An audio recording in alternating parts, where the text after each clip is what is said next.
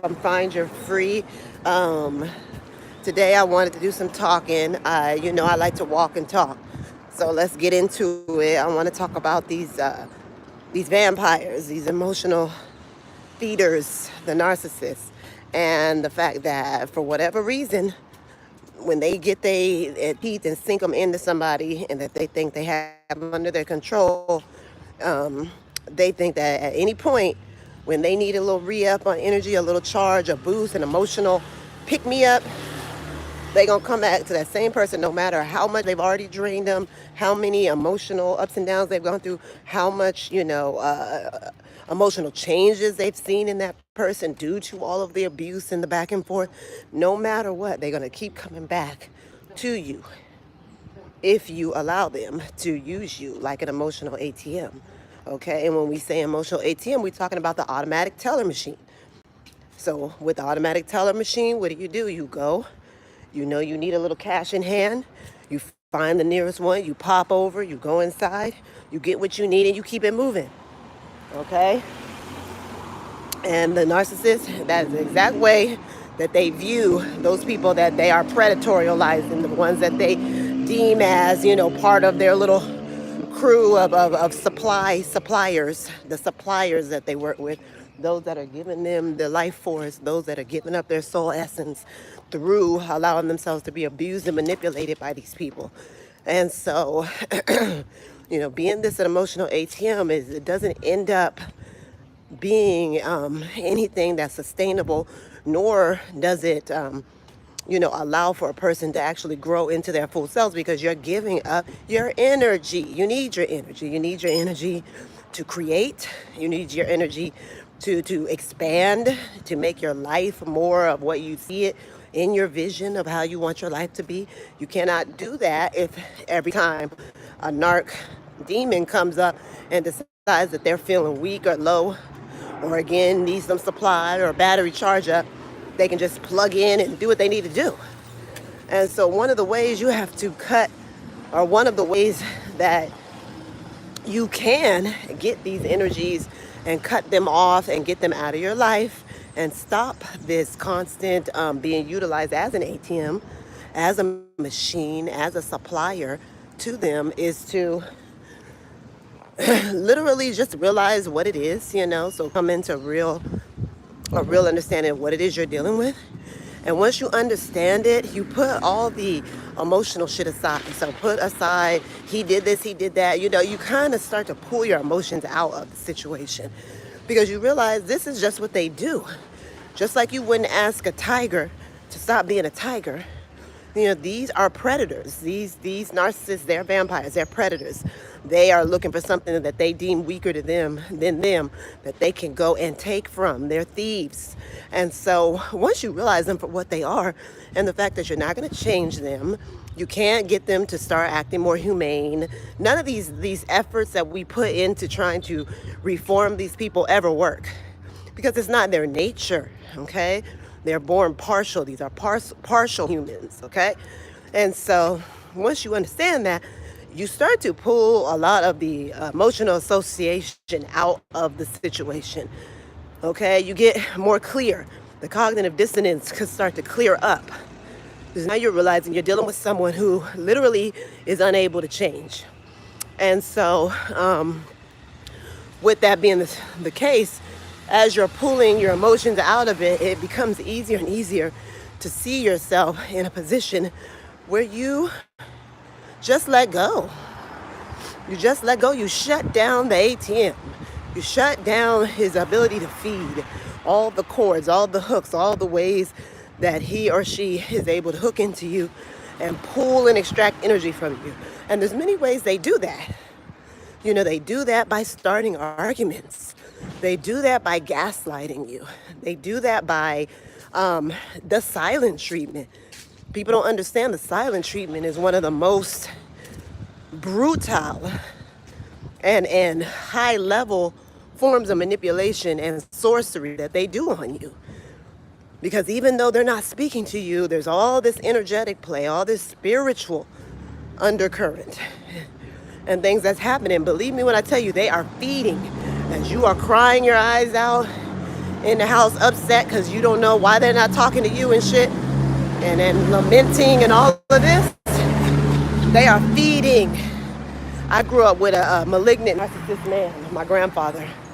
And the thing that I used to always notice and feel about him, even as a child, was like, man, this person's weak as fuck. Like he literally, he postures as some strong man that's able-bodied and taking care of things, but he's weak. And when he gets low and weak, the first thing he wants to do is you know, bring up some kind of drama so he can find someone in the household to feed off of. Usually it was his wife, my grandmother. And he feeds and he emotionally vomits and feeds and emotionally vomits and feeds. And it's like, these motherfuckers are crazy, okay? And that's it. They crazy. They like drama. They like negativity. And so basically, you got to get yourself in an understanding that what you're dealing with is not normal. There's supernatural elements to it even. And you have to pull the emotion out and just go cold.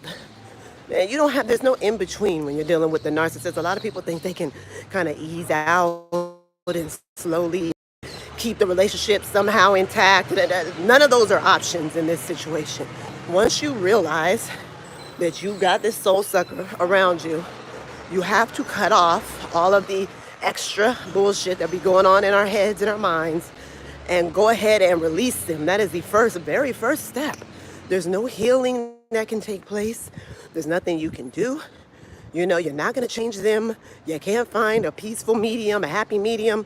None of that is happening. Until you remove that soul sucker from your energy field, you'll continue to be, you know, basically going down, down, down into a hole that it becomes impossible to climb out of for a lot of people.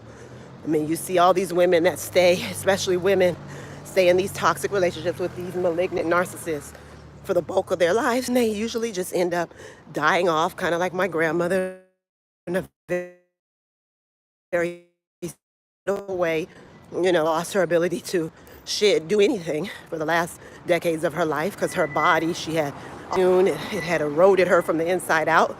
So, you know, and this is just what happens. You just rot away. You rot away dealing with these people or these beings. Yeah, first things first. Take the emotion out. You have to be hard. You have to be really, really hard with yourself. You have to be really realistic. You know, you have to stop thinking you could save people. I would say that's the number one thing with women that gets you in a big fucking problem with these narcissists, and they're everywhere. So you constantly got people trying to feed on you, and you constantly thinking you can make them good people. You can't. And this is the thing. And men, it's not their nature to be really that honest and good. Okay? It's only a few of them that's even moving like that. They don't care. Okay? So they do not care about being good people most of the time. And that's most of the time. Especially in like American culture and like the westernized people. Now, when you come out somewhere like Brazil, yeah, you meet genuinely nice, good people mostly, okay?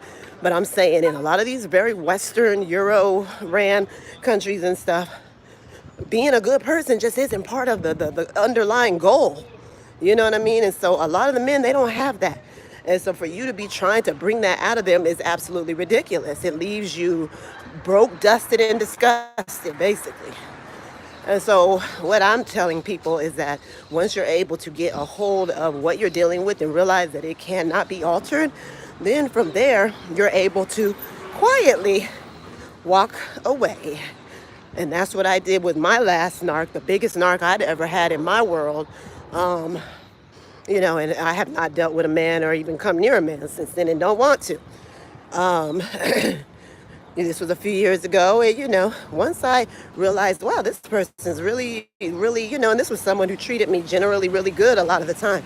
But when that narcissism flared up, or he needed some extra energy, or he wanted some extra boost, or he was just in a space where, you know, emotionally he needed to withdraw from that ATM, he would act a goddamn fool, I'm telling you. He would act a whole fool. Narcissism is what it's about, Negan.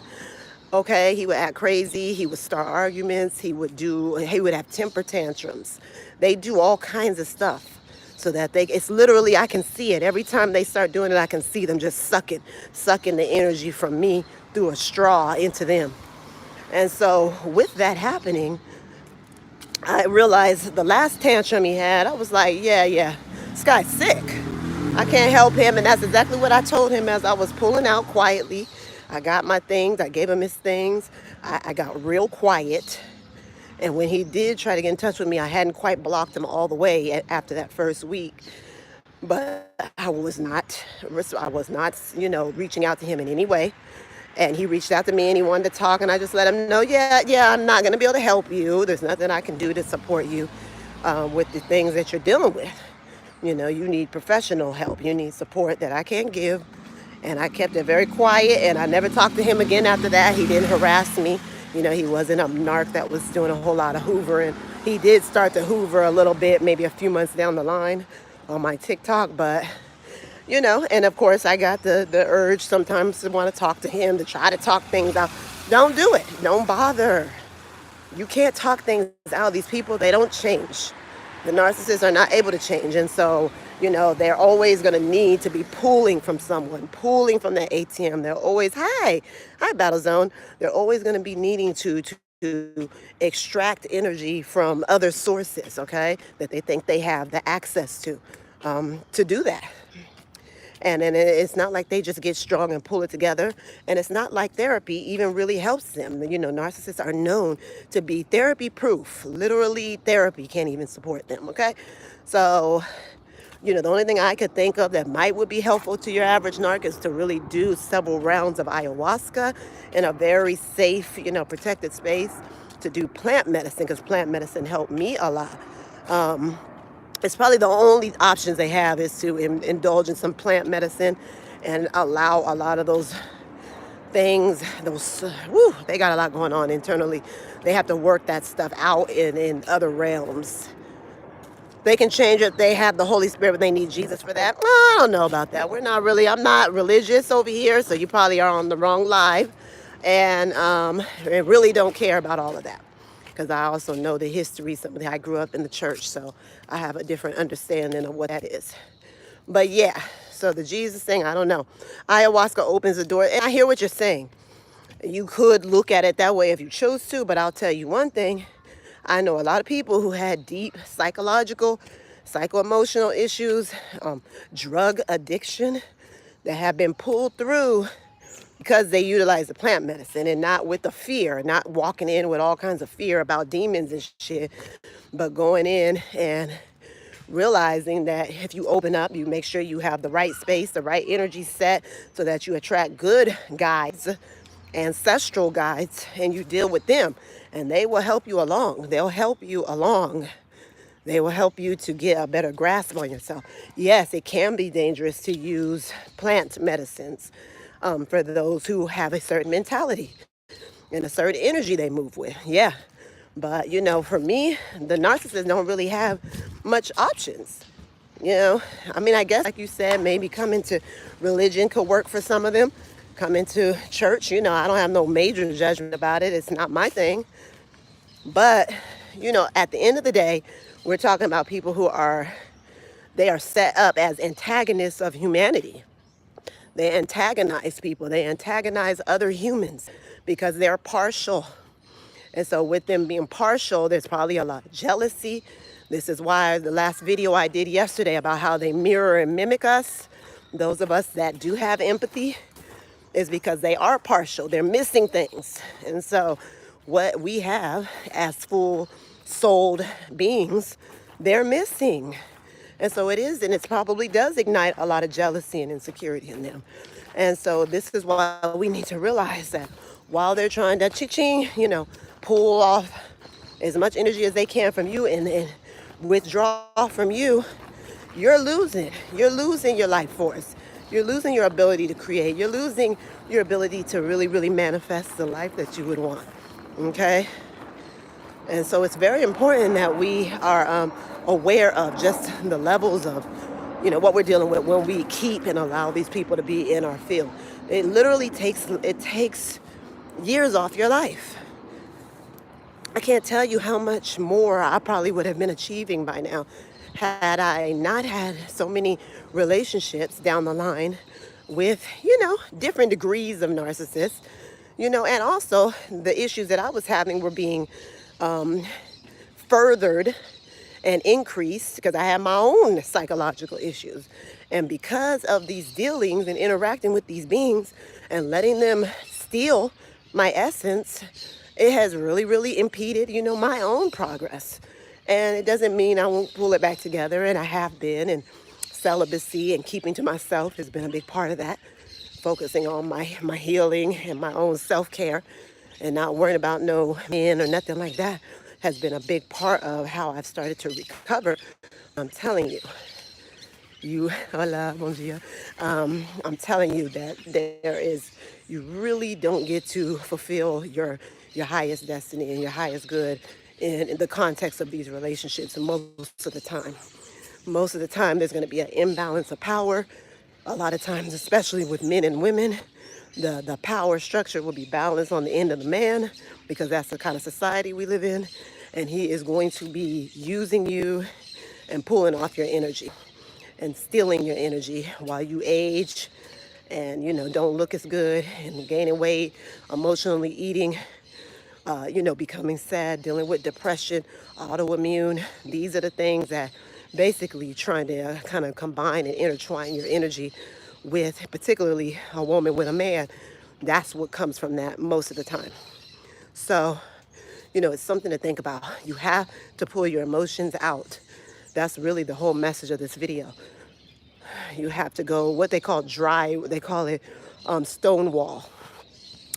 You realize the emotions are there. You realize that you've had a lot of charge around the relationship and the interactions. And you look at them as an observer and allow them to float through your mind and feel them in your heart. But you don't react. Do not react to them. Do not respond to them. Once you realize who they are and what they are, you simply stop responding. Cut them off. They'll stop trying to feed after a while. They'll get the message. It takes a while for some of them, but they will get the message. And that is my message. That's the first and foremost thing that has to happen, when you're being used as this kind of emotional ATM, basically. Anyone in here? What's up with y'all?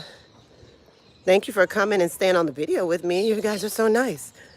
I just wanted to say that today because a lot of people like the warlock video I did, how narcissists are warlocks. And it is good that we understand because it is very much a supernatural, spiritual thing going on with them.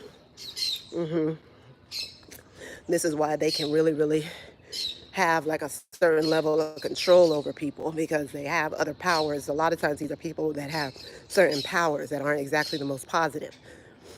And so you have to understand all of that. So a lot of people love that video on the warlock. Check it out if you get a chance, about narcissists being warlocks. But something else we need to understand is even, there's a spiritual aspect, there's an emotional aspect.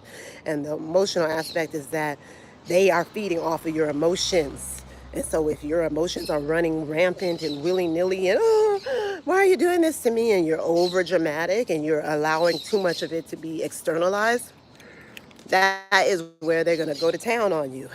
So they can be there, but you need to learn how to start reacting to them because they're there. They're going to be there. They're going to pass through you. They're going to pass through your mind. You're going to sense these things. You're going to feel these things. We don't have to react to all of that stuff. And once you get that control of yourself, that's when you get empowered to start to take your energy and your life force back from the hands and the clutches of these vampires, okay? And I get their teeth up out your neck. So that's what it is. I hope you guys are doing really well. Thank you for listening to me babble. And I definitely appreciate you all. Hope you have a wonderful Sunday. I'm going to just keep busting out some of these NARC videos because they seem to really like those videos. So we're going to stick with it. Have a wonderful day, y'all. Hit me up below. Please like and subscribe if you can. It helps us sister out.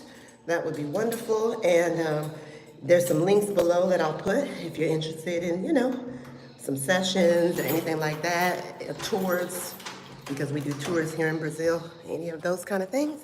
Hit me up. Peace and love.